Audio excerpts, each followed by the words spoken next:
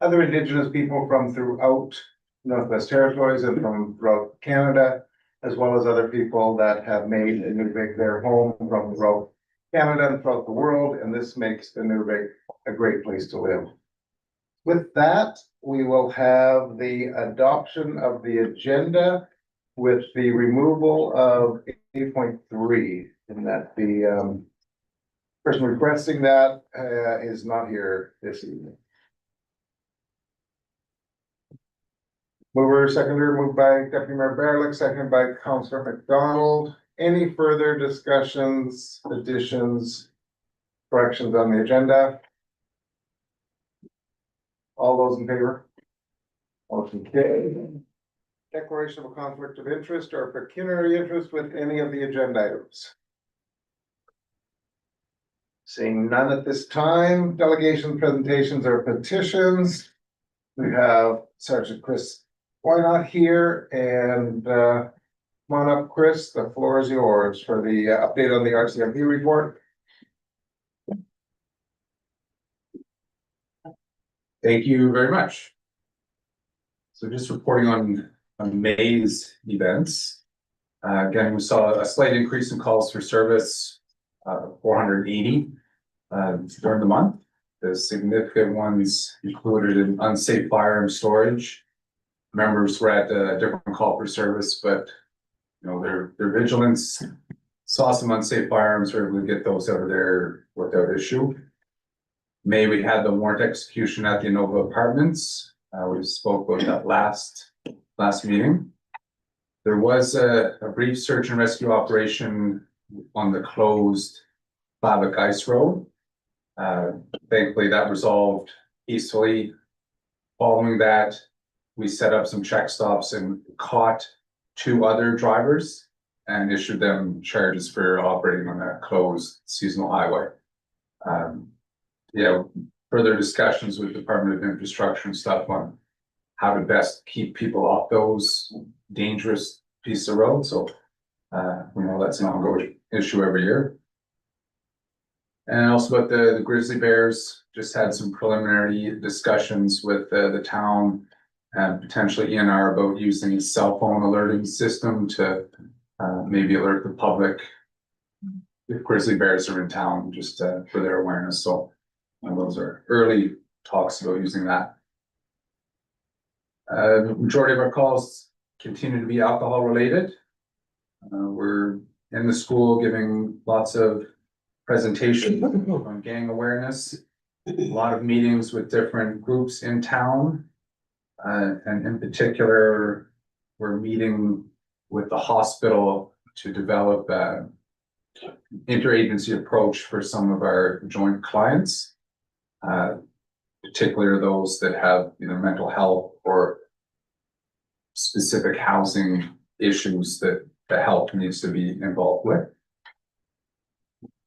Our staffing, again, yeah, we're 16 of 16 positions filled, but of note, Corporal Chris Main transferring to Dawson City next month. He's been here for 9 years, and we have some special things planned to celebrate his tenure here. Be more news coming about that in the near future. Over the summer, we heavily involved coaching softball with the youth. 3 of the 4 sessions, we are leading those practices. Our new vessel, we had in the water yesterday for the first time. Just did some preliminary checks. Today, we were able to do a patrol at the Reindeer Station and back.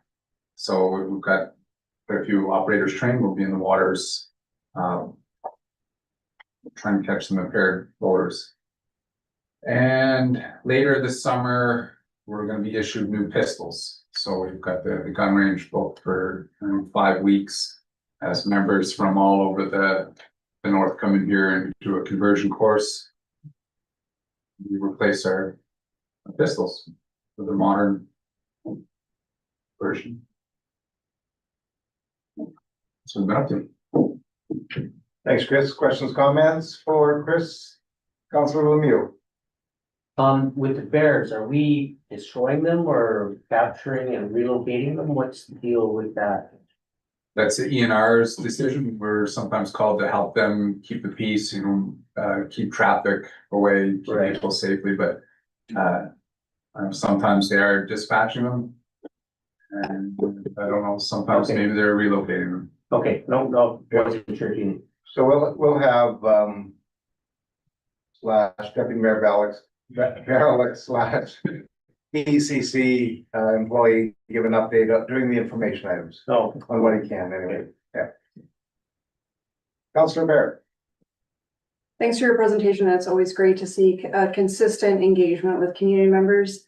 I just want to say, thank you and to acknowledge Chris Main's significant contribution to the community. He's a wonderful community police officer, an excellent volunteer.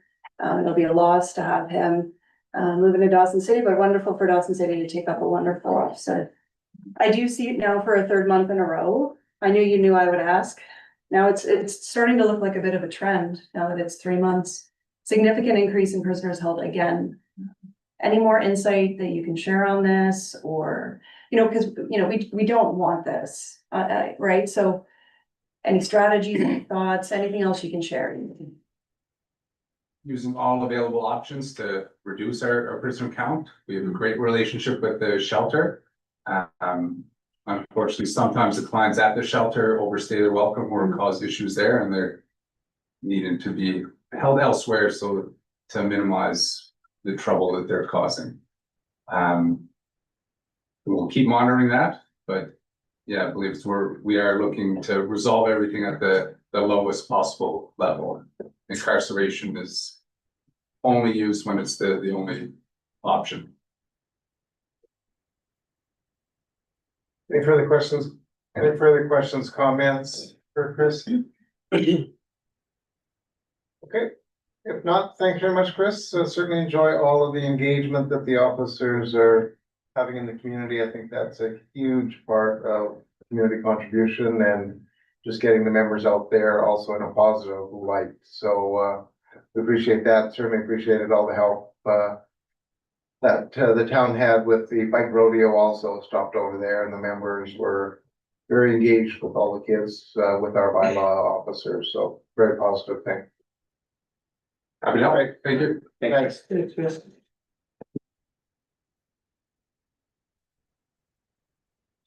All right. I think we're okay on public question period. I think it's all staff. For those of you that don't recognize the man in blue leaving, that's our development officer, Peter Schultz. I know you've seen him many times on screen. He looks the same in person, so. No, he's much bigger. Tall. Peter, welcome to town council and the council meeting, and certainly appreciate you being able to take the time the last 2 days to be up in Inuvik and get your feet on the ground, and also helping staff deal with some of the issues we certainly appreciate all of that. It's a pleasure. Always enjoy coming to Inuvik. Thank you very much. Adoption of the minutes from the June 8th and 10th council meeting. Moved by Councilor McDonald, seconded by Councilor Romero. Any further additions, corrections, deletions? All those in favor? Motion carried. Any further updates on the action items? Sorry, I reached out to MAGA with regard to the status of our community plan. And most indications are saying we're not gonna hear till probably August. They're still doing some consultation and engagement. So we won't have any kind of indication likely till August. Okay, thanks.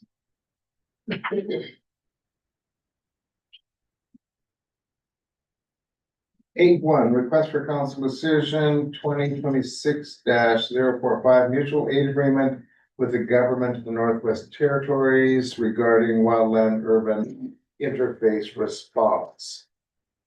Moved by Councilor Merrill, seconded by Councilor Parrott. What, do you want to give an overview, or do we want Mr. Larman to give an overview? I think Brian is more versed in. Okay. If you just want to give an overview of what Yeah. this means to the town and what benefits are, and that would be great. Yeah, so this, the need for mutual aid agreement was identified like in the fall in the 2023 fire season. The Inuvik Fire Chiefs Association, NACA through the Office of the Fire Marshal, and then ECC Fire Operations work together to develop these guidelines that would allow each department in the Northwest Territory to exchange resources, which includes equipment, personnel, knowledge base, things like that. In the event of what's like a wildfire urban interface impingement, as we call it. So basically, if a fire comes into a municipality, under ECC's operations, in their guidelines, they do not allow their wildland firefighters to stay in a community once impingement happens. It falls onto the municipal fire departments to do that. But we all need assistance if something like that happens. We also need to be able to provide assistance to regional communities as well. Especially communities like Fort McPherson, Sikachik, they're on the route to Inuvik, where a major fire along the route there within our region have a big impact. What this agreement does is gives preset standards, guidelines, training, and just an operational framework, as well as reimbursement rates, for us to deploy resources to other communities, and as well as requesting resources to these. So it kind of covers everything. So if we have a wildfire coming towards the community, we can plan it well ahead. We know what resources are available. It's one single point of contact through the Office of the Fire Marshal for the departments for us to put in our resource requests. And then again, we're all operating on the same framework and training standards. So Inuvik has met the criteria as a professional level department. We have 20 members who receive training under the NWT Alberta Wildland Urban Interface Crew Member Standard. We ran that training about 2 months ago, and that allows us to operate within these parameters. Other defensive communities don't have that training because they don't have people with level 2 firefighter. What it does is it allows us to mainly for where we are, we'd be pulling in IMT staff, so incident management team staff. So to bolster our top end, our main plan in general relies on using just resources within the community, but we want to be able to pull those high level people in as well. Also allows us to send personnel and equipment down to Sikachik and McPherson, the main ones that we're concentrating on, to provide assistance to them in terms of sprinkler protection and then during an impingement. We've set up our guidelines around it, and the guideline, the mutual aid agreement itself allows for us to refuse any request based on our operational needs as a municipality. So if we do not have enough personnel to attend to a fire, to provide resources to other communities, we don't. That's all there is to it. If we do have people available, then we can. There's also different standards about whether we would be sending somebody to say, Hay River or versus Fort McPherson. Fort McPherson is where we would be sending equipment. We wouldn't be sending equipment down to Hay River. All of the costs in terms of logistics and everything else is handled by ECC and the Office of the Fire Marshal for moving equipment and people or more people to other communities if we need airfare or things like that. If we're sending people down and equipment down to McPherson or anything within the region, we keep track of our upfront costs on that, and then we get reimbursement after the fact. The reimbursement is based on all the Alberta wildfire rates. So the mutual aid agreement they introduced about 5 years ago, and it's standardized rates that accounts for wear and tear and equipment, just age of equipment, personnel costs, administrative costs, and everything, so that we won't be out of pocket for anything. The municipality covers like a CPP and everything else as well, being covered under WSCC coverage here. So all the rates are within the package as well, the actual guideline package. So we know exactly what we would be getting, and if we were to send people out, or conversely, if we were to request resources, what that would cost us to it. So by participating in this, it allows us to make those requests, and it allows us to send the resources out and then get reimbursement for it too. If we don't do that, it's a little bit murky about what would happen. We'd be in a bit of a pinch during an impingement event. We're working very hard to avoid any impingement events. We're actually training tonight about multiple locations with like multiple critical infrastructure sites, setting up sprinkler protection around those simultaneously, just to stress test our plan, along with a bunch of other things we've been working on with ECC. So This is basically just a continuation of our wildland urban interface program that we've been running for this is the second year we've been renewed. It's only positive for the town, to be honest, so. That's pretty much it in a nutshell. If there's any questions about it, I'm very glad to answer, so. Questions, comments from council? Quick question, Brian, on the equipment that would be dispatched, would that just be sprinklers, like, we wouldn't plan on sending our fire truck to? We could, it depends on what it is. Our standard would be, two fire pumps, rated fire pumps in Inuvik at all times, like for structural protection as well. So if we didn't have that available, pump one would be one of those where if we sent pump one down for, it's called engine operations. So it wouldn't necessarily be a static location, but we pump one is the one we identified.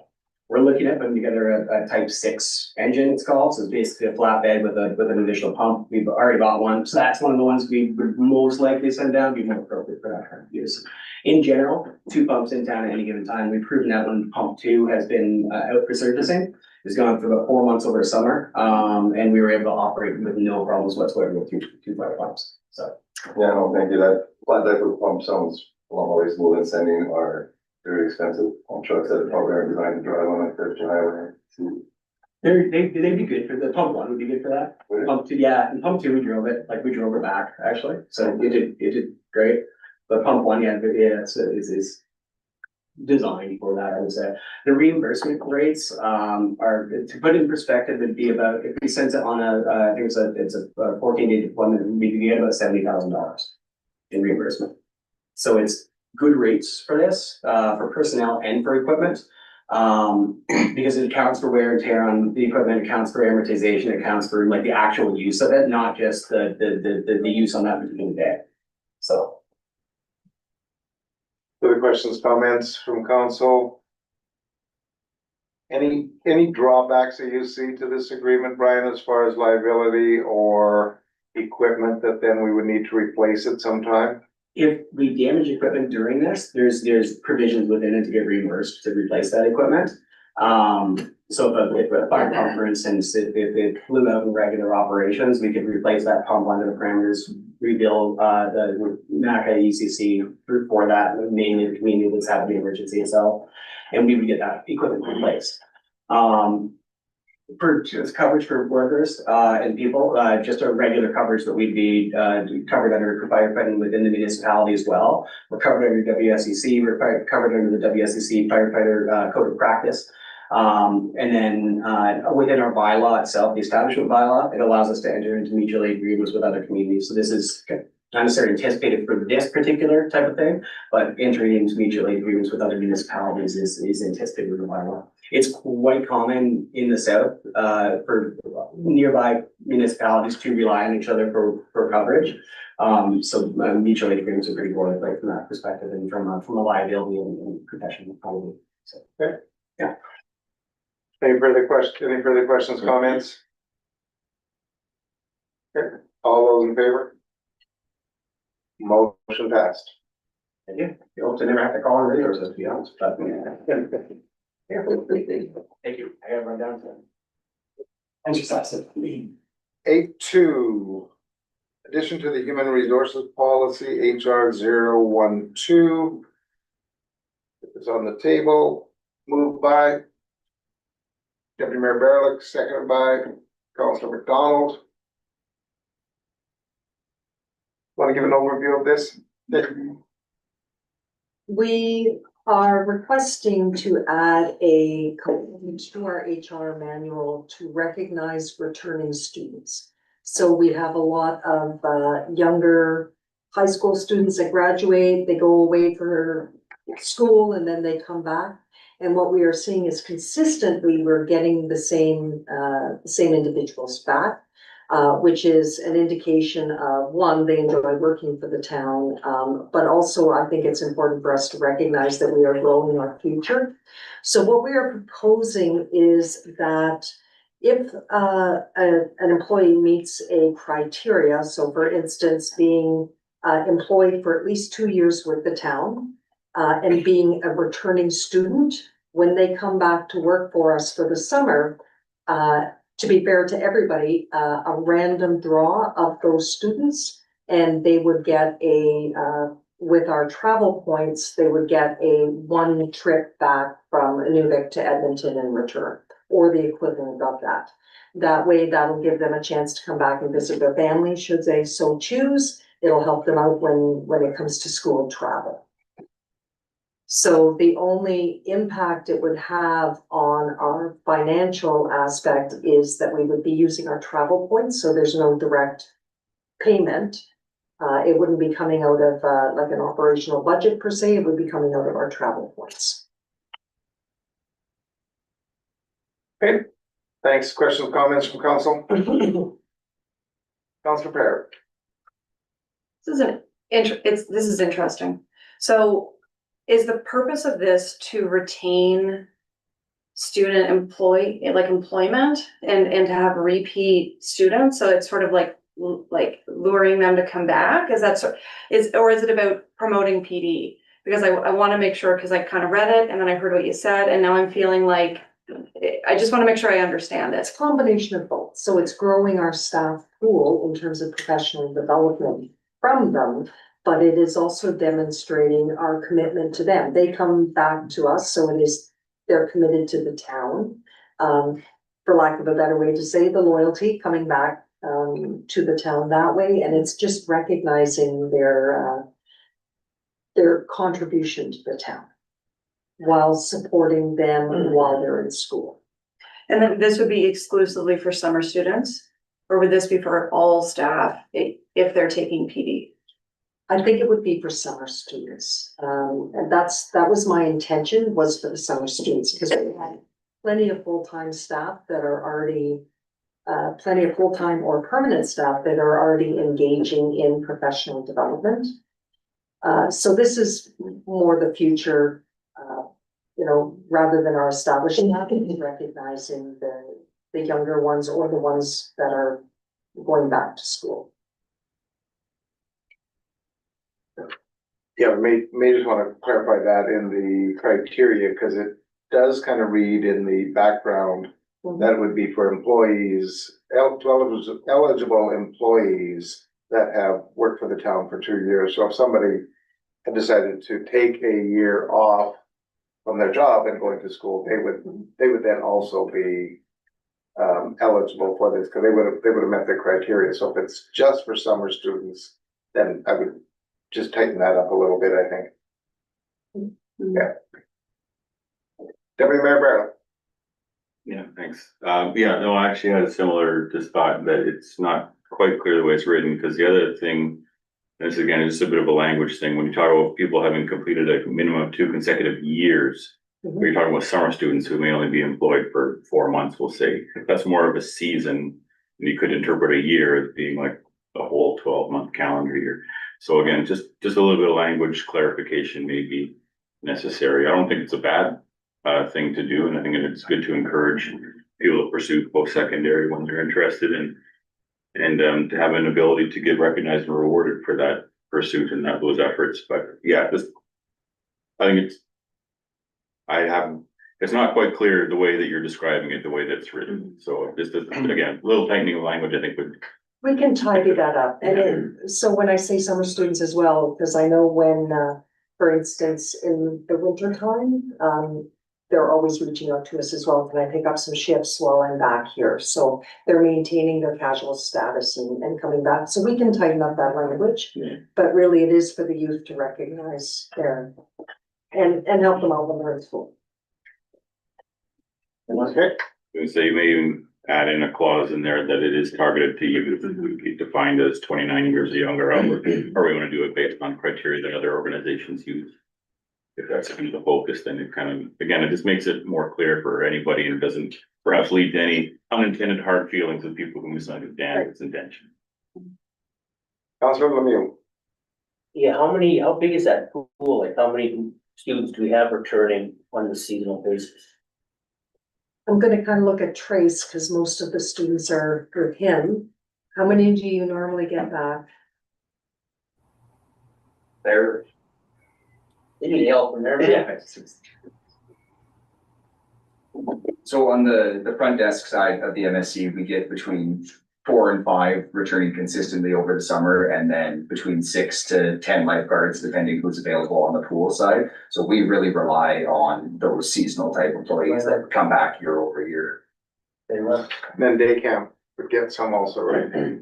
Those are our front desk Oh, category. right. They all list, front desk, and some of them like to go to summer camp during the summer. Right, may I just suggest then we perhaps table this motion to another to the next meeting? Still would get. Just clean it up. Yeah. Sure. Sure, we can do that, and I'll bring it back to the July 8th meeting. Yeah. No, that's good to Yeah, know. quick question, you're talking about using our points, do we have excess points and like when do they, like, at what point may our points expire? Thanks. They don't expire. Our points don't expire, I mean, you say you have 20 people using them every year. so it'll only be one. It's not all of the Oh, students. it's one only lottery. Oh, I'm sorry. Okay. No, it's only one. Yeah, we also use our points for, like the staff Christmas party rewards, long-term service awards, as well as if we have contractors coming up and to try to save money, if we can use points, we will. So, yeah, no, this will be only for one random draw per year. But our points are also different. They're not like Aeroplan points where you gotta book, a year in advance. It's, if there's availability, then we can book tickets. So, for example, we just brought up Peter Schultz from Calgary. And we can also fly on Air North, which is different than Aeroplan. So, Yeah. It's Aventura. No, I was just, Yeah, I was saying, eventually. I'm a mistake, I didn't know there was. Got lots of one flexibility. application, but we talk about those points. I mean, if we ever run out of the points, we have staff travel, I don't know where our points level is, but then it becomes a different financial situation, that's all. do you know how many points we have right now? 5.9. 5.9 million, and it's usually about, Between 200 and 350,000 per flight. so between 200 and 350,000 per Edmonton flights. So we have a sufficient amount. Yeah. For that. Councilor Lemieux. So would there be a provision in there, like, let's say summer student X won this year? Would that person be eligible for the following year too, or would there be like a 2 or 3 year delay to make sure it kind of rotates? But the same person can't win it like every year kind of. So that's a good point. I need to take a look at that. We can make that provision as well because I I just just think share it'd the be, wealth. yes. Okay, so we have a motion on the table, so now we have a suggestion to table that motion for the next meeting. I think one of the motions there, option number 3, is to put it back to administration Yeah, Defer it. and Okay. defer it until. so we're gonna go with option 3 on the motion now. All those in favor? Motion carried. Thanks. Thank you for considering this. Much appreciated. I think it's a good idea. Okay, 9.1, request for council decision, 2026 annual tax billing bylaw 2770/tax/26. This is the third reading for this. Get it on the table, moved by Deputy Mayor Barelick, seconded by Councilor McDonald. Anything further on this, Cindy? No, nothing. No, this is just the third reading of the bylaw. Any further questions, comments from council? Again, it is identifying what the tax rates will be, and we had approved the tax increase earlier. All those in favor? Motion carried. Item number 10, departmental reports. We have some of the members here, and then we have some presentations that will be given of Daniel's not here, Charlotte's not here. I'm not sure if Brian is coming back. Brian, We're starting with, Brian won't be here. He's got training. Okay. So we just came back.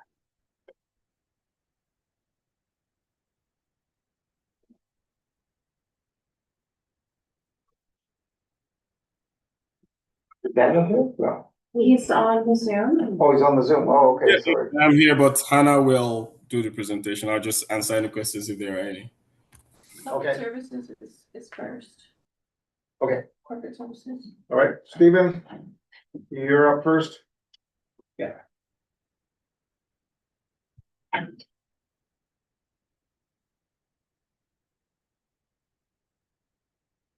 Good evening, everyone. This is the corporate services update for the last period.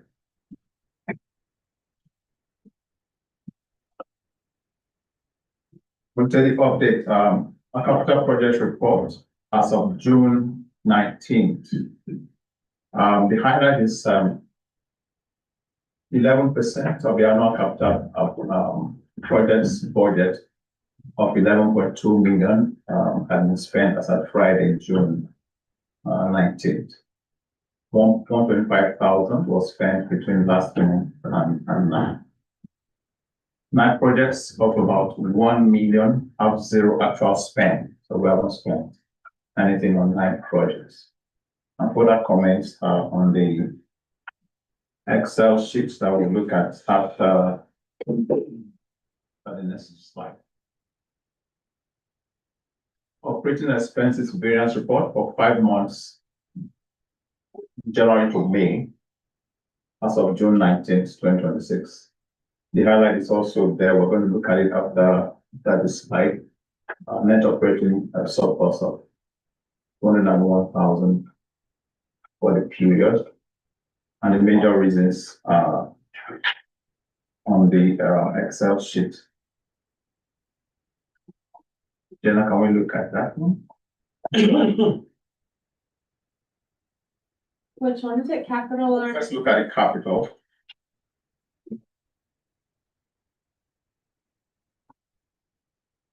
So those are the details for the capital.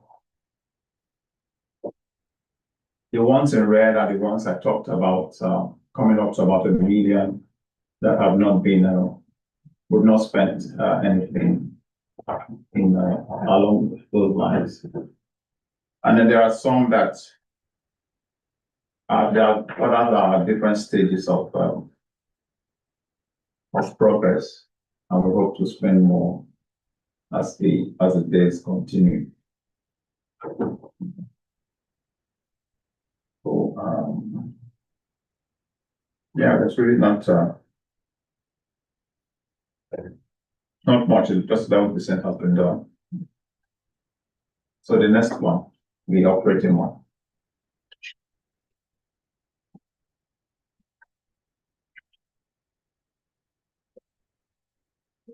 For the operating budget, we have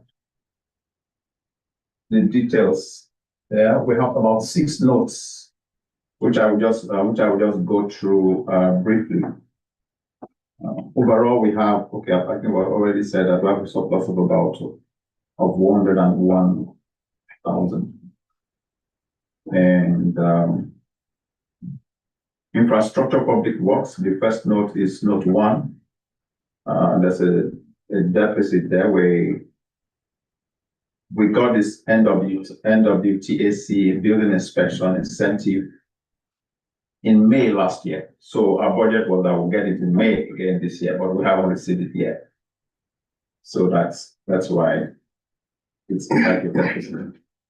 The development, the surplus is due to the positive variance in ADE, delegation registration, and trade show books. So we got more than we budgeted for in terms of the registration for ADE.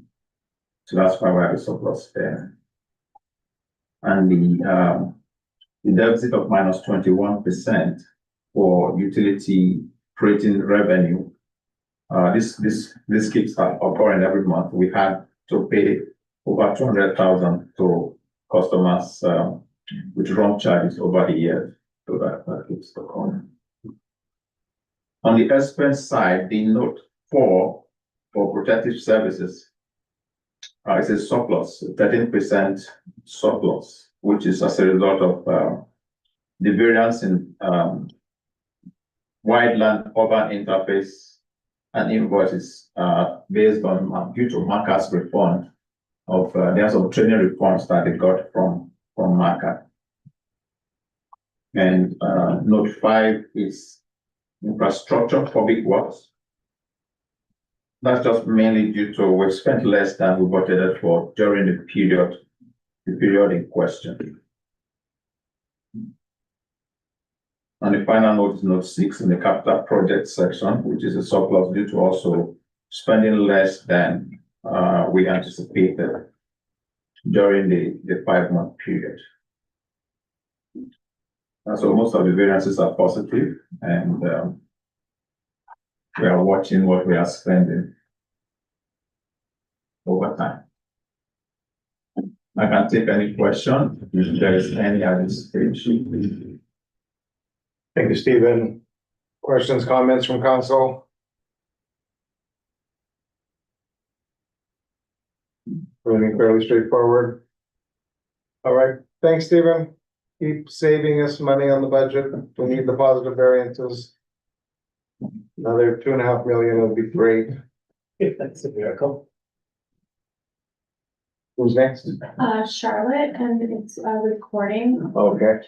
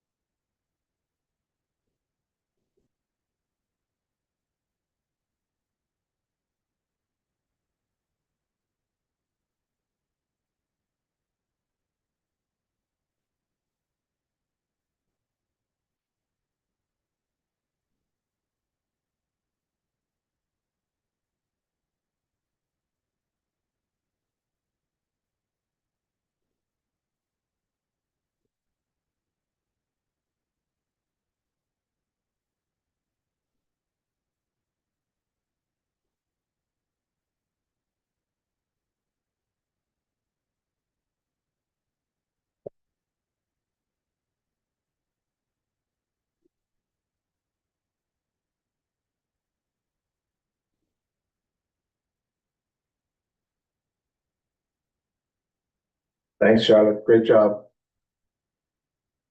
If we won't be asking any questions to her specifically, but if you do have questions, I'm sure one of us can answer. Councillor Parrott and then Councillor Merrill. That was fun, watching the recording with the audio. I'm just acknowledging it's great, the boardwalk shades are in, they're under budget. I saw in the capital budget that Stephen, you presented. My question, I think maybe you can answer. So the interactive tourism project, it looks like expenses have started on it based off of your capital update. Is that the clue solver? Is that the sign upgrade? I was expecting it in that update. Is that the app? Could you provide some clarity on what the interactive tourism project is? Or is that a one for Charlotte for I later? think Sandy might know that answer. Yeah, It would be a Charlotte one, but that is the Clue Saver, Okay. that we are working on, so, they've done some design work with it already and they're beta testing it to make sure that it is functional, so that's where they're at right now. Hopefully it'll be launched for the public, to try out, within the coming weeks. So is that geocaching? Is that, It gives you clues around town, so it's almost like a challenge where, say it's the Igloo Church, it'll give you hints and then it'll lead you to that landmark. oh, okay. And then, but again, they're beta testing it right now, just to make sure that, one, the clues are accurate, and two, again, the functionality of it. So she will give you an update, next month. Yeah, and this is the budget that's 100% funded by ITI. Yeah. Councillor Merrill. I just want to say thank you to the staff on a phenomenal art development expo. I have been to every petroleum show, every other version we've had, all the art development expos.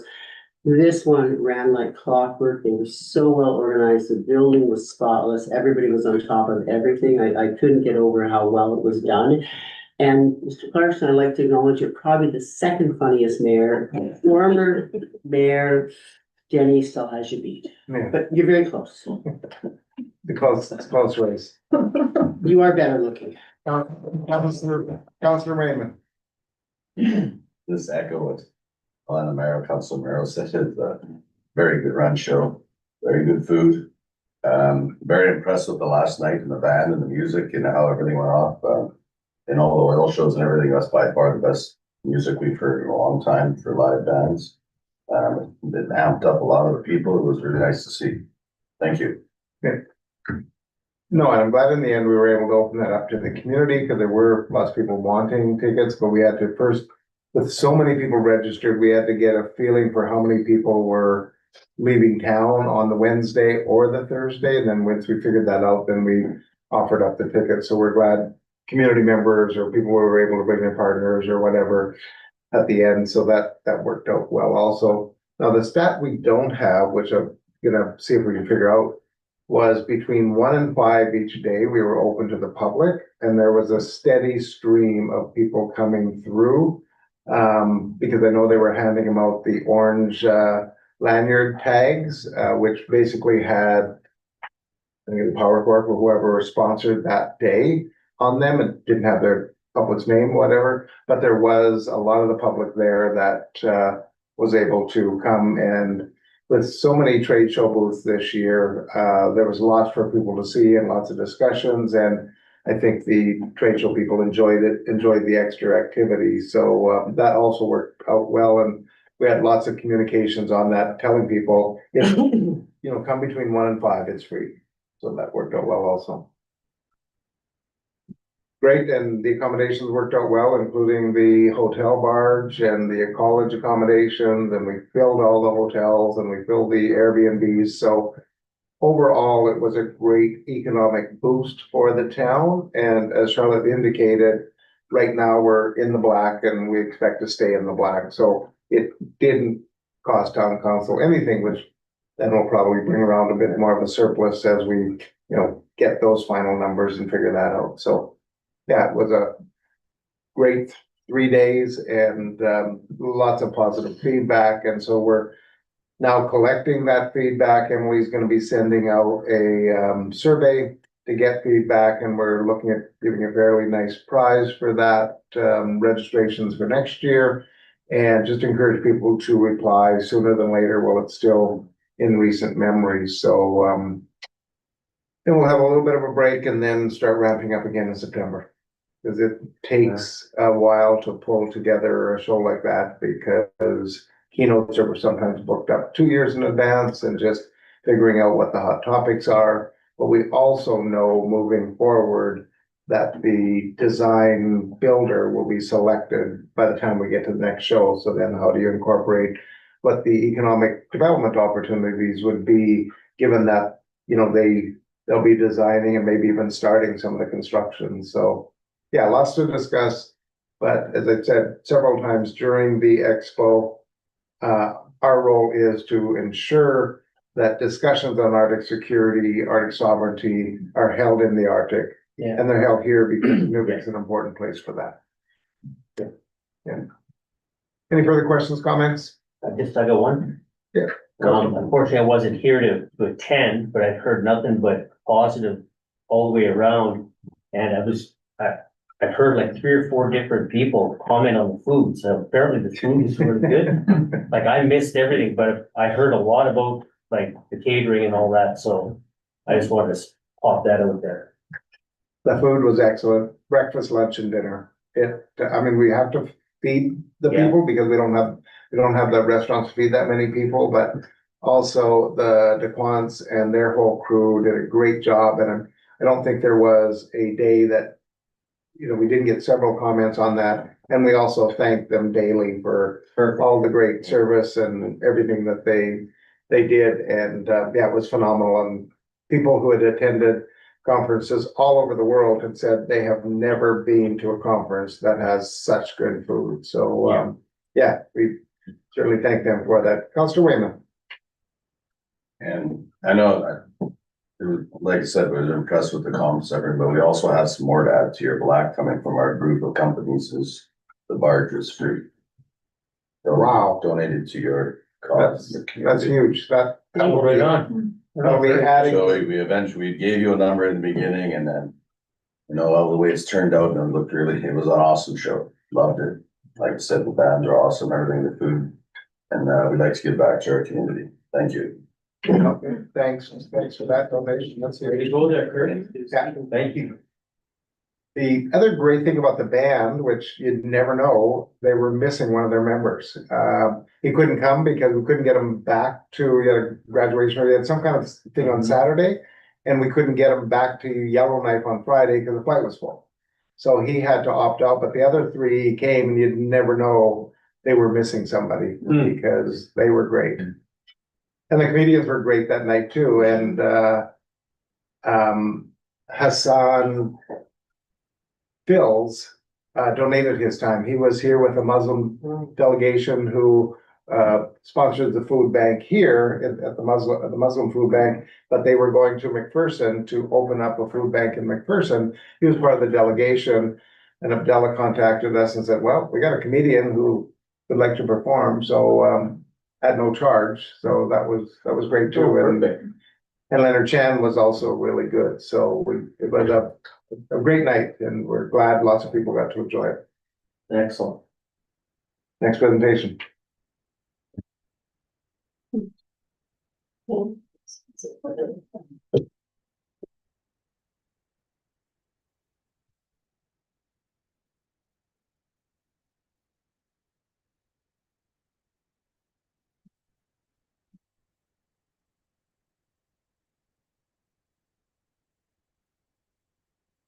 Good evening, everybody. I'm Hannah. Daniel is joining us online, but I'm going to be giving the presentation in person today. So here are your infrastructure updates from the month of June. Pardon? You should have a clicker there. Yep. Thank you. So first off, operations and maintenance update. So in early June, one of the bridges on Fruit Lakes Trail shifted, so a resident called us, let us know, and we were able to quickly repair it. It was due to the high water levels, but that has now been fixed. And then in our maintenance tracking software, we use Azure. So there's just a 3-month summary, April, May, and June. So June saw an increase in work orders related to roads and parking lots and other things like that, as well as drainage or culvert issues as things were still fine. But overall up compared to May. And then who submits the work orders? So the majority are coming from town staff. So we got 8 from town staff, we got 7 from residents, and we got 2 from building staff. So those would be from the buildings that town owns but leases out to people. And then in general, the public likes calling, so all of the members of the public gave us a phone call to let us know that something needed to be fixed, and then our town staff are primarily using job forms or email to let us know that there's an issue. The beautification campaigns were a success. We're actually now up to 12 residents who have requested large item pickup, which is fantastic because quite a few of these people would have been unable to move these items to the dump themselves. And then this week is also free tipping week. So we had a post go out on social media, I think about a week ago, advertising to the public and to businesses that this week from the 23rd to the 26th is going to be free tipping with a 5-load cap. So I guess back to operations and maintenance, the Northwind team was out June 15th, fixing the, I guess, pothole section of the road in front of the Anglican church with cold mix. And then it opened and then closed back down for a period of time, but it was opened up on June 23rd for traffic again. Dust abatement still going on, spreading calcium on the roads to keep down the dust, and efforts continue throughout the summer. And then construction season is here. So we're going to be putting posts out on Facebook to remind residents of the development permit requirements. So permits are required for new builds, additions, changes, decks, fences, excavation, as well as changes in use. It'd be more like home business, like home occupation. And then we occasionally drive around town to check out developments, what's going on, make sure that those who need a development permit have applied for a development permit. And then after development permits and the notice of decision is approved, they're posted at town hall and for the 2-week appeal period. And as you've all met, Peter Schultz, our development officers in town. Charlotte already touched on this, but a huge thank you to the maintainers who set up the 3 separate spaces for the Arctic Development Expo. My numbers are off. I guess there's 400 plus in attendance, but no small feat from them. And we had a little barbecue. Scott made burgers and Michael cooked them to sort of thank the maintainers and the staff that helped out, because that was a lot of work for them and they pulled it off and the space looked fantastic and they did a really great job. And then our flowers from the greenhouse, the flower baskets, those went out on June 15th during the same time as the Development Expo. So our team was extremely busy this week. So a huge thank you to the staff who put those up, as well as the greenhouse for preparing them and the volunteers who helped assemble them at the greenhouse. And then as part of our campaign to minimize attractants in town, we're in the process of stickering bins. So Emily, our communications coordinator, designed these stickers. So driving around and putting stickers on the bins to remind residents that if they need an extra pickup, who to call. And also there's a QR code, they can do it all from their smartphone if they prefer. So already done, Wolverine, Wampus, Semler, and Spruce Hill Drive. And it's already worked. Residents are already calling saying, hey, my bin's full, could you come pick it up? Or it's overflowing. So that's been a success. So quick capital project update. Burnett Road improvements, surveyors were out marking the toes of the widened road embankment. So sort of where the slope of the widened road is going to meet the stable ground. So that's what all those orange stakes you see are. And then the image just shows the extent of the project.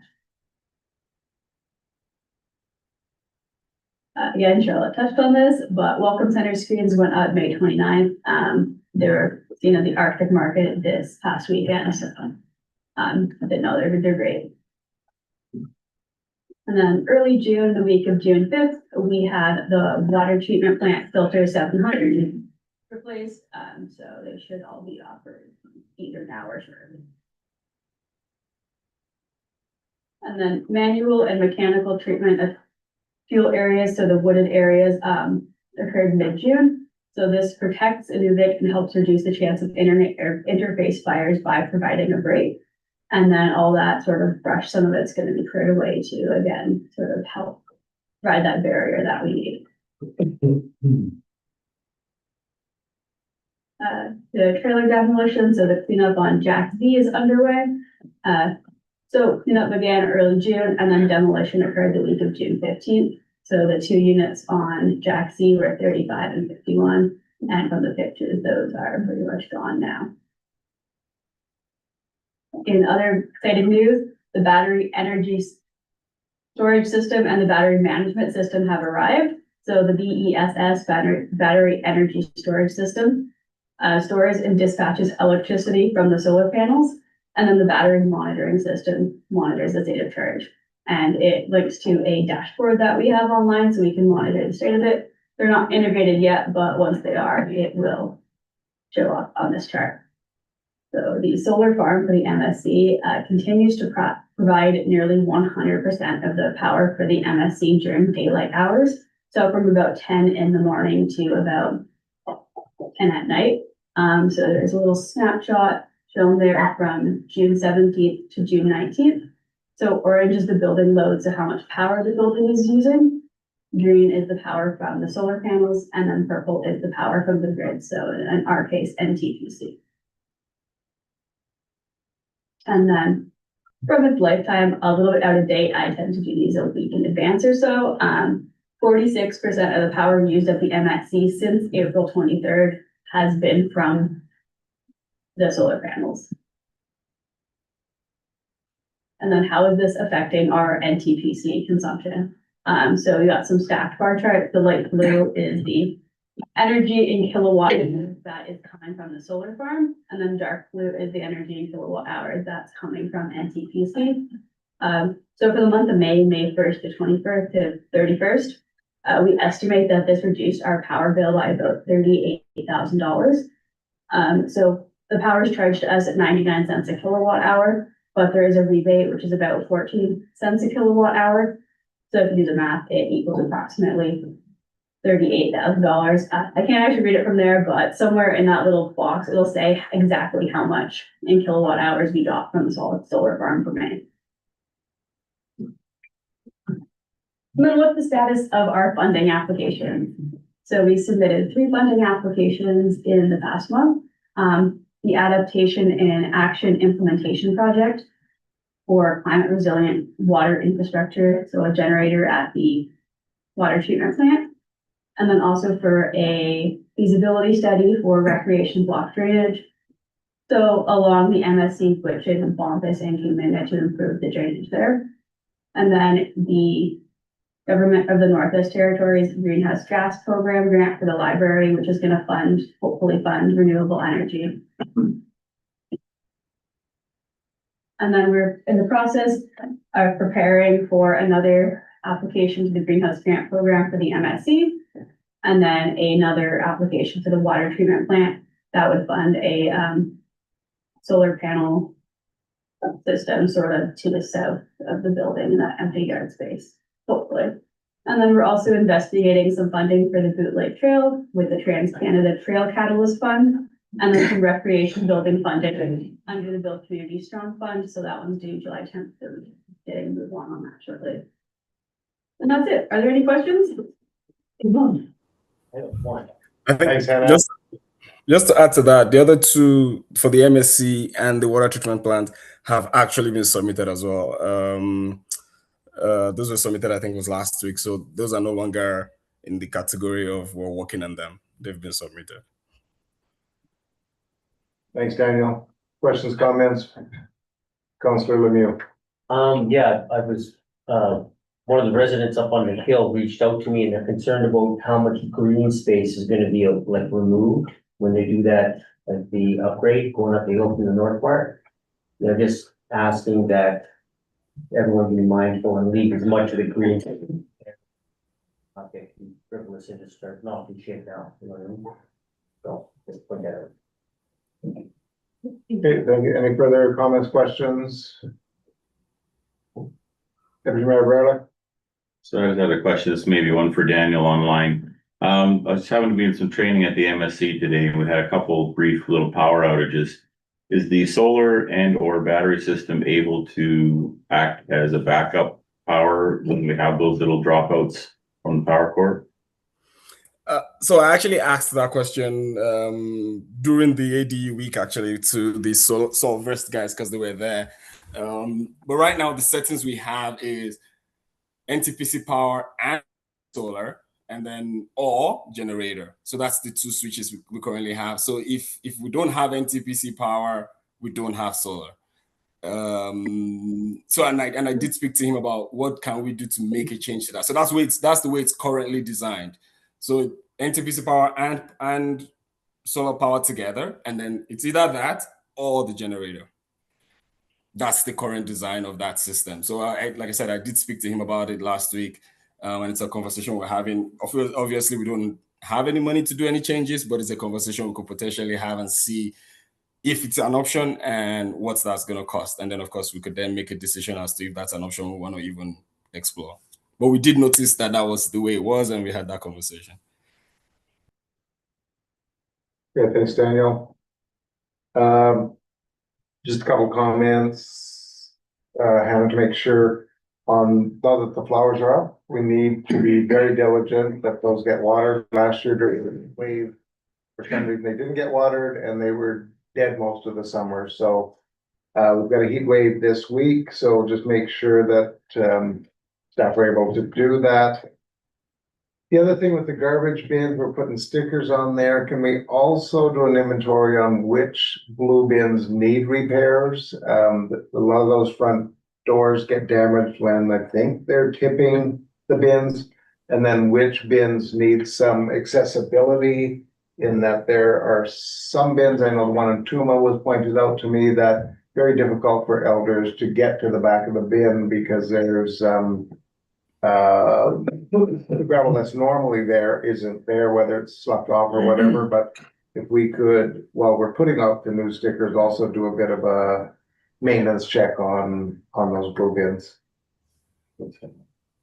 Yeah, and oh, sorry. Go ahead, Daniel. Well, I was going to respond to that because I actually was going to add a point to what Hannah had said there about the blue bins, and I guess it's more of a just so council is aware, because the additional pickups that will be happening based on the sticker, and obviously we're doing this because we want to take out all attractants from the community, will come at an extra cost. So that budget line at the end of the year, I don't know what that's going to look like, but potentially that budget line could potentially have a little bit of a deficit, and most of that will be potentially directly proportional to the amount of extra pickup request that comes in, which we are trying to keep up with, obviously, because of the whole fence and all that stuff. So that was one comment I was going to make about that. And then, of course, on the other hand, in terms of the list of bins that are damaged and stuff, we do have that already. And they've taken out some of those doors, which, to be honest, the contractor really suggested not to put new ones in. We do have some in stock because I did order some of those last year. I ordered some of the side panels, some of the doors and stuff like that. But he was of the opinion we should probably not put them back in because they're probably just going to get damaged again the next time we have snowfall and they're struggling to push it back and forth, stuff like that. So that's something we are already discussing in terms of what do we want to do? Do we want to just take them out and leave them open? But of course, for the side panels and stuff like that, we will replace those as we get to them. And then in terms of the gravel pad, back to budget conversation, I guess, because that was a line that was always on the capital project for at least the last 2 years that I've been here, but we've removed it now because of trying to reduce our expenditure, which I understand, but that now means it's a cost that we've not necessarily carried. Some of it we can probably do internally, but if we have to go out to an outside contractor, we've removed that budget line. There's going to be an impact if we fix those. And I'm not saying we shouldn't. Of course, accessibility is a big part of our service. Seniors and elders need to be able to have access to the blue bins, but I'm just putting that out there so that when those budget lines finally come in the way they will after we do all of this work, there's no surprises there. Great, thanks, Daniel. I think if we get it inventoried, and we know what we have to do, then we can decide whether it's in-house or whether we need to contract that out. Deputy Mayor Barlick. Great, thank you. Yeah, no, it just reminded myself of a question I had from somebody recently, and I didn't know the answer. Now I know, Daniel, you showed me, or maybe it was SAO Palaya, we had some kind of bear aware signs with the emergency number on that. I've seen one or two of them around town. The person that talked to me asked me whether there's going to be anything put up at Boot Lake Trail, and I haven't been there recently because I was out of town for a couple of weeks. But do we have any of those bear aware signs up around Boot Lake Trail with the number for folks? Well, I'll check with them if we still have any more, but the plan when we ordered those was the edge of town. So that was Guichin, Bompas, like those areas. Wolverine was the plan when we made that order. So if we do have one or two spares, obviously we can probably put those out there. And if we don't, we'll see if we still have money to get a little bit more made. But I, off the top of my head, I don't think Boot Lake was on that list when we were planning that installation. Great, thanks, Daniel. No further questions. Okay, we're gonna move to the presentation by Inuvik Works. Good evening, honorable mayor, council people, fellow employees of the town of Inuvik. I'm presenting the Inuvik Works update this evening.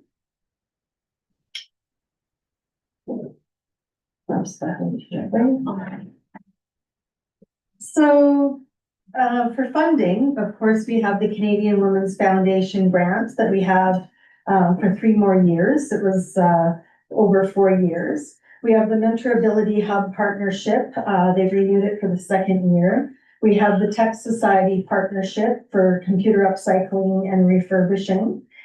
And we have, we're in discussions with the GNWT, Department of EC&E, regarding our funding.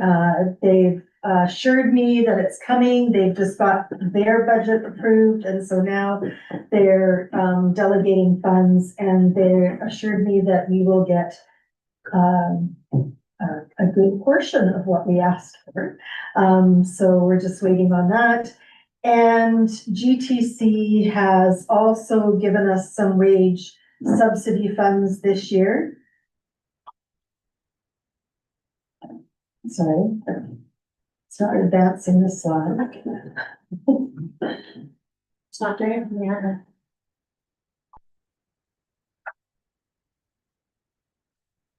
Thank you. So the GTC, the wage subsidy is going to be about just over 71,000. It will support 2 crew members. We're in discussion with CIBC. They asked us to reapply. We've just finished up using their funds for the 2025-2026 year. It went into May and June, and so they invited us to reapply. And I have a phone conference with them next week to discuss that. It's looking pretty positive as well. And then there's a list of things that we've applied for and that we're just waiting to hear from on that slide there. So mostly from the Department of EC&E, different pots of funding, from the GNWT, Healthy Choices and Anti-Poverty. So some of those funds we're waiting to hear from. And this is the same as what happened last year. It was delayed into July when we started receiving funding. So some of our bigger pots of funding. So our qualitative update, next to new crew has been working around town. We have Stanley Gordon, who's our foreman in training. He's taken over some pretty big shoes and has been rallying the troops and keeping them focused and supporting them. We have, the rest of our staff has stayed pretty much the same. Hayden Bowen is a young fellow who had joined our team and has become the second driver for the team. So that if Norman Day is not available, who's been one of our drivers, he's been taking up some of that slack and driving. So we've been able to stay mobile. And we're looking at hiring a summer student and a next to new support person as well. It'll be a next to new associate, and that's included in our EC&E funding. We're just waiting to hear on that. You'll see some pictures there of the crew as they've been out and about in the community underneath the Midnight Sun complex, doing some work down there. They've laid a walkway and the hallway down there. You'll see the boards there, and are putting the final layer of gravel on, and that's the brick that they've put down to be spread out, and they'll continue that. They didn't work last week because of the ADE conference or expo, and so they've been that week they were doing other things, and they'll get back at it again tomorrow, working on that. And the other photos are them out at the Inuvik Community Court wellness camp, helping do some finishing touches out there. They helped out there throughout the winter, and were out there last week just helping put up some tents and move some bleachers and things.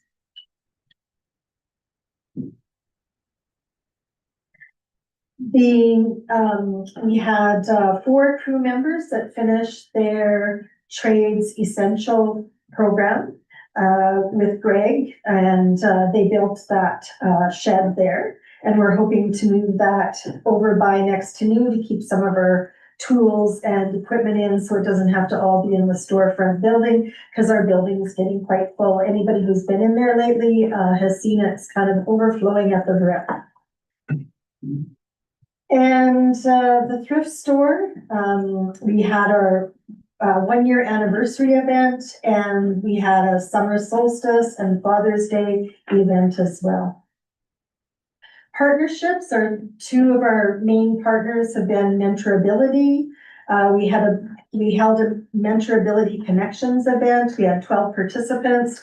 4 were engaged for over an hour. It was a drop-in event. We did a variety of activities. We had 8 job seekers, 1 service provider, and 3 mentors that were there and had long discussions with them.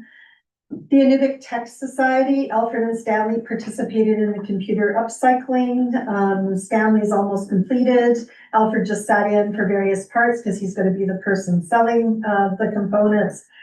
And the funds also helped us purchase tools and equipment, some hard drives to get us going and replace the hard drives so that we can sell. And then this some of the profit from those sales will go back into more hard drives so that we can keep upcycling.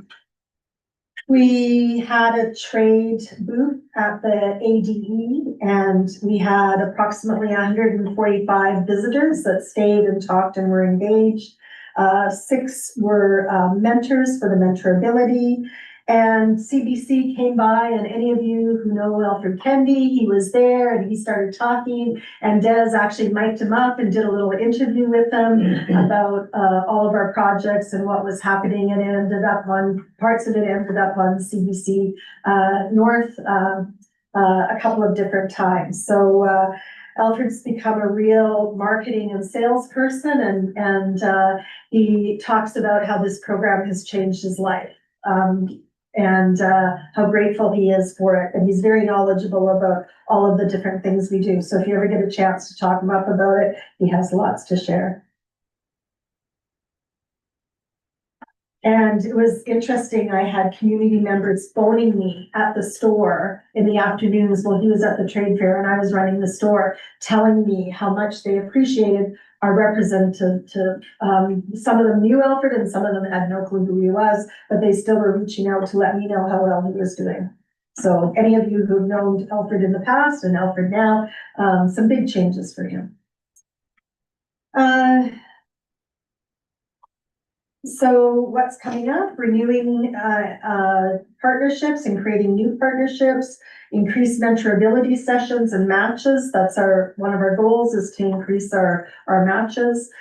The crew just finished a soft skills training at the GTC Education and Training. It was a partnership between Victim Services, GTC, and ourselves. And they all got certificates and really enjoyed the course. Next month, they're doing financial literacy, and we'll be doing National Parks Day event in the storefront, and also a self-care day event in the storefront. And we get all kinds of comments from the community about how members, how they see this as an important service. So sustainability, it's still unpredictable as it is with these kinds of projects. I'm working on more stable funding, and the community is very positive. Any questions for me? Thanks, Patricia. Comments, questions for Patricia? Councilor Merrill. I was just telling Patricia on the way, and I heard so many positive things at nature agency meeting today, but Inuvik works in the change that's making people's lives and communities work. So thanks to you and all the staff for all that hard work. Yep, certainly great program and lots of positives coming out there for sure. Any further questions, comments? Oh, thanks, Patricia. Keep up the great work. Well, last but not least, Trace, your report, Park and Recs.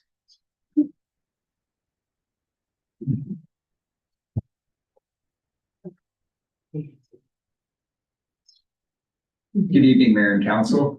This is going to be the June Parks and Recreation update. Yeah. Try again? No. There, awesome. Thank you. So starting with our KPIs, like we usually do, the June memberships are down a little bit. Looking at the historical data, June, is a little bit of a down month for the gym, and I just attributed that to the busyness in the community. It does tend to pick up in the later summer months and into the fall as people are getting back into town and getting back in that fitness mindset. But as you can see, our daily drop-ins, they were down about 15 to this point in the month. We do have a few days, but weeklies, we were down 1 membership. Monthlies, we were down 35. We attribute that one a lot to people that are in town on contracts and things and not necessarily renewing month over month. The 3 months were down 18. On the plus side, though, we weren't down any annuals. We managed to sell 2 of those. So looking at the revenue month over month, in April, we had 8,149. In May, we got all the way up to 9,549. And as we can see, June is about half of that to date. We do expect a few more sales to come in, but it is a little bit of a down month on that side, bringing our total revenue so far year to date to 49,235. So with that, we are still on track to meet our budget numbers, so long as we have a strong finish in the fall. Over to the library side of things, kind of all over the place with the library numbers this month. So the computer hours were up a little bit, as well as the computer users, which makes sense. Items checked out were down a little bit from the previous month, while the items used in-house were up by 34. The Vicky Billingsley Community Room saw 1 more booking this month, and that's been going up steadily month over month. So we, again, really like to promote that space as an alternative, especially when we don't have space in the MSC or as a change of venue for, some of the groups downtown and things that are a little bit closer to the library. New registrations, we had 7 this month. That was up 1 from previous month. Over to the library users chart. The big change this month was we saw less adults overall, but we saw more kids in the library, which is always a positive and a good testament to the library staff and the unique programs they put off and the one-offs and things and keeping the kids busy. Normally, the adults represent about 70% of our users. You can see the pink there, they're down to about 59% this month. And as usual, the 1% is the tourists or the out-of-towners that visit the library, although that number was up relatively decent amount, this month. We went from 7 visitors all the way up to 14, so we doubled, but it means that when people are coming into town, they are visiting the library and checking out that space, so we'd like to continue to encourage that. Over to the recreation side of things, it was definitely a very heavy. We supported the National Indigenous Peoples Day celebrations on June 21st. We can see a picture there in the bottom left. The park was absolutely packed. We had a little skip of rain there, but the weather held out for us for what I thought was a great celebration. We had the stamp unveiling and the Northern Games demonstration, as well as a ton of food. I think if you left hungry that day, that was probably on you because there was no shortage of stuff going on and food to go around. Big one for us this past weekend was the Midnight Sun Fun Run and Marathon. So we had 85 runners registered this year, down a little bit over last year. I think we had 92, just tends to fluctuate a little bit. We had 4 brave souls attempt. They finished and they did well. The half marathon portion this year, that part was down for sure. We had 7 last year. There was a couple of notable locals that didn't participate this year, and I'm not sure if they were in town or busy. Looking to the pictures there, we can see Councillor Parrott doing her best jump for the camera, so we appreciate that. SAO Belaya and her friend posed for a picture for us, and while we managed to avoid the bears this year, we did have an unfortunate incident with the T-Rex, so we'll be looking into that to remedy that for next year. Otherwise, we held the ADE, the MSC. It's been talked about lots, great event. Prior to that, we hosted part of the Inuvik Day celebrations. That was another great one. Lots of people in attendance, lots going on for that one. The Muskrat Kitty Carnival was held on June 6th out at the Pavilion. It ended up being a one-day event this year just due to the other number of things going on in town. On June 8th, there was the Inuvik Pride Movie Night, which was a council-sponsored event, and there was 40+ attendees for that. A very well-attended event. I believe they were very happy with that. So thank you to Mayor and Council for the donation of that. I know they were incredibly grateful. Looking forward.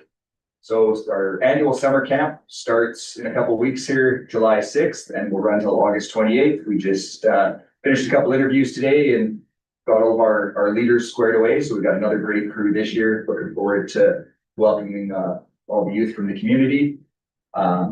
We are about to welcome, well, he's already working, I guess, but we have a new aquatic supervisor. Unfortunately, Jake Weens has left us in the last couple of weeks here. But on the plus side, we were able to backfill with one of our lifeguards, Jake Jellema, who has acted in the role before and has a lot of great ideas and a lot of great plans for the pool. So we're fully behind him and looking forward to have him in the role. And we are currently posted for our vacant head lifeguard role. And again, we have a couple of great internal and local candidates, I think, that are looking to apply for that. And so really excited to build some capacity from within the center for that and not necessarily have to hire from outside. Our annual Canada Day parade and activities will be taking place in June Cooey Park on Canada Day, July 1st. Always a fun-filled day. We'll be partnering with the Legion on the parade part for a few different activities there, prizes and the bike parade as well. And then we'll be doing some activities in the park. There'll be live music by a local musician. And then I believe Lori, our recreation coordinator, has some great things planned. I know she was making cotton candy in the office today for everybody. So be on the lookout for that. There's going to be some cotton candies and snow cones and cupcakes and a large barbecue as well. So that's always a fun one. Our new gym accessories finally arrived. So we got a few new bars and things that some patrons have asked for, and luckily we were able to accommodate those. Our new treadmill has arrived, and now that the maintenance team has a little bit of a breather from ADE and some other activities, they're looking to get that up there so it can be used by all of our patrons. I imagine it would be a fairly popular unit. It's obviously state of the art and new, so we'll be looking to get that up there and then continually add new pieces year over year. Another one that's always popular for the summer, our life jacket loaner station program will resume. We're just finishing some inventory on that, making repairs to one of the stations to make sure that they are safe and last the summer, and then those will be out. The goal is to have those out prior to Canada Day so that people can enjoy, as Mary Clarkson said, we're in for a bit of a heat wave this weekend, so we want to make sure people have safe options when they're out on the water. And speaking of the water, just wanted to have a big thank you to and that actually isn't correct. It should be June, July, and August pool sponsor, but Northern Industrial Construction. And so we have their sign up for the pool. And Councillor Wayman, you weren't here last time, but thank you very much for your sponsorship of the pool. It kicked things off, and our pool is now fully sponsored until December. I feel like you getting that started was a big part of that. So thank you. Council, any questions? Great, thanks, Trace. Great report. Questions, comments from council? Nope, I guess everyone's happy. And just one quick question, Trace. So will that mean we've had the pool sponsored pretty much all of 2026 at this time? From May onward. From May on? Yes. Okay. All right. Okay, great, thanks. That's it for the report there. Yeah, okay. Thanks, and very informative, positive reports from all the staff. We certainly appreciate all the work that goes into pulling the reports together, but also all the work that they're doing every day. Item number 11, information items. Any information items from any of the council or staff? I've just got two. On Sunday and Monday before the ADE, the Arctic Mayor's Forum came to town. One of the keynote speakers also was there as a facilitator, as well as another facilitator. 3 people from the Nordic countries, from Sweden and Norway, as well as one of the employees from the Mayor's Forum, and our fire department staff. Cindy participated, Daniel participated.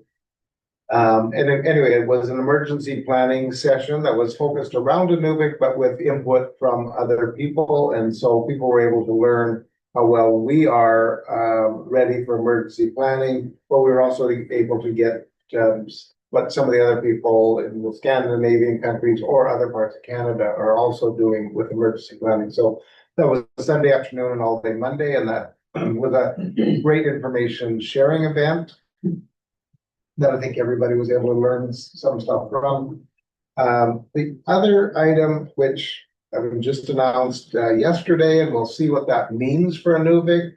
It's certainly a big project that to be moved forward this quickly as far as a nation building project, but the Mackenzie Valley Highway. I don't know that anybody has the details yet, but they're planning to be completed within 5 years. That will mean constructing it from both ends, I assume, and that would be a huge plus for Inuvik, economic development wise, employment wise, but also would help to get that done. And once that highway is completed, that will be a benefit for getting to places like Edmonton, but also a huge benefit for tourism, because now people can do a loop, and they would be much happier to do that than come up the Dempster and then go back on the Dempster. So as the details on that come out, it should be a good news story for Inuvik and the whole Mackenzie Valley, and really the whole territory, because that'll require a lot of resources to make that happen. All right, item number 12, council concerns. There, take Oh, sorry, 11. Bears. Bears. Rich, oh, sorry, yes, you do have an information, I think, sorry. Okay, yeah, thanks. So yeah, people obviously have been concerned about bears with this emergence of the bears that them in the spring coming into summer. Obviously, there's been activity on social media. People have seen there have been some bears coming around the community. I am happy to say that residents seem to be very vigilantly utilizing the wildlife emergency number for the department, which is good to see. we have made a pretty big push over the last couple of years to put that number out. People aren't just posting on Facebook and not calling us. So now people are still posting on Facebook, but usually one of the first things you see is either they put it in their post that they've called the GNWT emergency line, or people ask them as the first question, did you call ECC? And they almost always answer yes. So our officers have been busy responding to those calls when they come in and assessing each situation individually and making a decision on actions needed when they are needed. So there was a question, have any bears been put down? I can't say yes. There have been some bears dispatched so far this season, but still within what I would say is within the normal range for Inuvik in any given year. However, there's still a fair amount of the season to go, so that still may increase going forward. But again, every situation is assessed on its own for what the potential risks are. So, but all the bears that I'm aware of that have come around have largely been in the peripheral areas of the community. So the usual hotspots, Wolverine Road, Tuma, up towards Bompus. There've been a couple in the industrial areas that have come around and been reported as well. So nothing I would say unusual yet, but there's still more summer to come. So I don't know if anyone has any particular questions, but I would again commend the community. And we had one community member who actually set up a bear watch page, which is nice in some ways because it kind of centralizes focus. And I did take advantage to put some stuff out there to provide people resources for bear safety and awareness resources that are available to help hopefully ease some people's minds. I'm sure some people saw there was a little bit of perhaps panic towards the early part of the season, which has sort of calmed down a little over the last little while that I've seen. So I think people are kind of realizing that it's not outside normal to have bears in and around the community. We are in bear country. We have bush come right up to the edge of our town. But bears that have been coming in that I've been aware of and seen have been wary and nervous, which is what you want to see. They have been hazed out fairly easily when they have been doing that. So that activity will continue and hopefully people continue to utilize that wildlife emergency line. And again, this being the first year of the fence, it's likely going to be the busiest year. Hopefully through the summer, that activity will decrease, and into coming seasons, it'll decrease and perhaps be fully eliminated.